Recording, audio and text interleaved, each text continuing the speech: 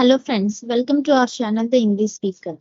सो आज का जो टॉपिक है वो है बहुत ही इम्पोर्टेंट और एक ये ऐसा टॉपिक है जो हम डेली लाइफ में यूज करते हैं। ठीक है। सो इट्स लाइक कि हम कई ऐसी अब्रिविएशंस होती हैं जो उसे दूसरे लोग यूज करते हैं। ठीक है, पर हमें उसका मीनिंग नहीं पता होता। इवन हमें भी नहीं पता होता कि कई बार हम वो अब्रिविएशंस यूज करते हैं कि उसका मीनिंग क्या है। ठीक है, तो मैंने सोचा कि आप लोगों को ये जानना बहुत जरूरी है। ठीक है, सो मैंने ऐसे ही थोड़े अब्रिविएशंस डालने हैं जिनके बारे में आज हम देखेंगे। ठीक है, तो आप प्लीज इस वीडियो को एंड तक देखिएगा and let me know like अगर आपको और भी किसी अब्रिविएशंस का मीनिंग जानना हो तो प्लीज अपने अपने क्वेश्चंस कमेंट सेक्शन में डालिएगा। ठीक है, I am always ready to help you. Fine. So सबसे पहले है, बहुत जगह आपने यूज कर रखा होगा या सुना होगा, लॉल, LOL। ठीक है, तो उसका फुल फॉर्म होता है लाफ आउट लॉर्ड। ठीक है, सो हम इसको जब यूज करते हैं, हम जैसे कोई किसी ने जोक मारा या कोई ऐसी सिचुएशन है, मतलब हंसी मजाक की सिचुएशन है, राइट। सो उस टाइम आपको ये कई कई बार ऐसे मैसेजेस आए होंगे या कई बार आपने भेजे होंगे, पर आपको अब तक उसका फुल फॉर्म नहीं पता, उसका मीनिंग नहीं पता। ठीक है, तो फुल फॉर्म है उसका लाफ आउट लॉर्ड। सो इसका मतलब कि बहुत ही हाँ, बहुत हंसना, है ना। ठीक है, बहुत हंसना, तो उसको हम कहते हैं laugh out Lord. Okay. So next हो गया, नेक्स्ट पे चलते हैं, FYI। ठीक है, सो ये वाली चीज मैक्सिमम हम ईमेल्स में यूज करते हैं कि जैसे आप किसी को ईमेल कर रहे हो, सो उस टाइम आप यूज करते हो FYI। FYI यानी कि फॉर योर इंफॉर्मेशन, यानी कि आपकी जानकारी के लिए। एक होता है FYA, so for your action, कि आपको इस पे कुछ काम करना है तो उसके लिए। ठीक है, so for your information it's like कि जैसे किसी ने आपको इंफॉर्मेशन दी, मतलब कोई न्यूज आपके पास आई, वो आप किसी और को फॉरवर्ड कर रहे हो या किसी और को दे रहे हो, तो आप लिख के भेज सकते हो कि FYI, कि आपकी जानकारी के लिए मैंने आपको ये भेजा है। ठीक है, फॉर योर एक्शन यानी कि FYA का मतलब ऐसा होता है कि जैसे कोई टास्क आपको किसी को देनी है। ठीक है, तो आप उसके रिलेटेड कुछ भी कंटेंट भेज के आप लिख सकते हो FYA। तो इस मीन्स कि आपको मतलब उस बंदे को इस टास्क पे एक्ट करना है। ठीक है, सो नेक्स्ट वन है BRB। BRB यानी कि बी राइट बैक। ठीक है, कि मैं तुरंत वापस आता हूँ, कि जैसे कोई कॉल चल रही है या फिर लगा लो कि किसी से आप चैट कर रहे हो मैसेज पे।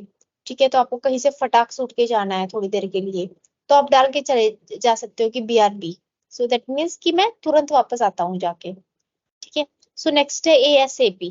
एसएपी कहते हैं ना, सो उसका मतलब होता है एज सुन एज पॉसिबल, कि जितना जल्दी हो सके।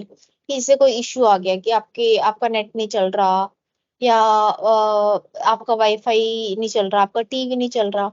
ठीक है, तो आप ये उनको कॉल करके कह सकते हो कस्टमर केयर को कि please resolve this issue as soon as possible है, ASAP। सो आप शॉर्ट फॉर्म में कह सकते हो ASAP। ASAP का फुल फॉर्म क्या है? As soon as possible.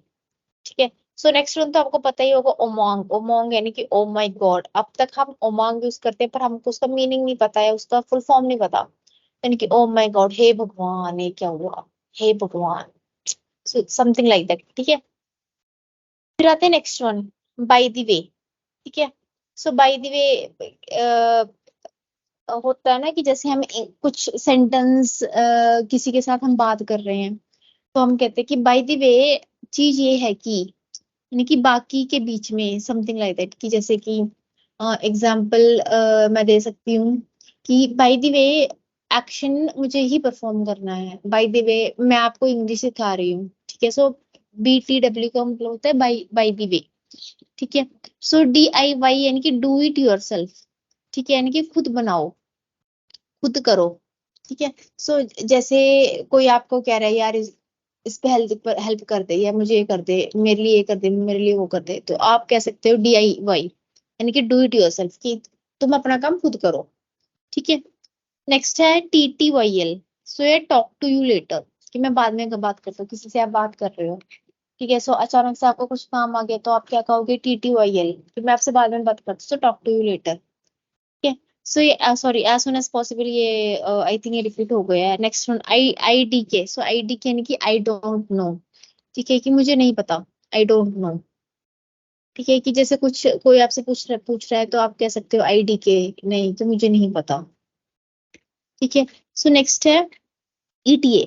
So estimated time of arrival, मतलब पहुंचने का अनुमानित समय। सो जैसे कि आप ये कह सकते हो कि ट्रेन का ईटीए क्या है। ठीक है, कि अ, अनुमानित समय कौन सा है उसको पहुंचने का। फ्लाइट का ईटीए क्या है, ये काम खत्म करने का ईटीए क्या है, कि कितने दिन में आप मुझे काम खत्म करके दे सकते हो। ठीक है, so estimated time of arrival. Fine. So next one है आरएसवीपी। सो ये बहुत अच्छा वर्ड है जो स्पेनिश से लिया गया है। सो स्पेनिश, सॉरी, फ्रेंच से लिया गया है, I am sorry. So French से लिया गया है। सो ये है उसका फ्रेंच का फुल फॉर्म। ठीक है। रेस्पॉन्सिल वॉज प्लेट। ठीक है, सो इसका मतलब होता है कि रेस्पॉन्ड इफ यू प्लीज, कि कृपया जवाब दें। जैसे आपको कोई जवाब नहीं दे रहा मेल पे या फिर मैसेज पे, तो आप लिख सकते हो आरएसवीपी। ठीक है। सो नेक्स्ट वन है TGIF. So thank God it's Friday. So ये मोस्टली उन लोगों जो उनसे कॉर्पोरेट में काम करते हैं उनको ज्यादा पता होगा इसका। सो भगवान का धन्यवाद है कि आज शुक्रवार है क्योंकि कल को और परसों को मेरी छुट्टी है। So TGIF. Fine. So last one है वीआईपी। वीआईपी यानी कि वेरी इंपॉर्टेंट पर्सन, की जैसे आपकी लाइफ में कोई भी बहुत इंपॉर्टेंट है, सो आप कह सकते हो you are a VIP, so very important person.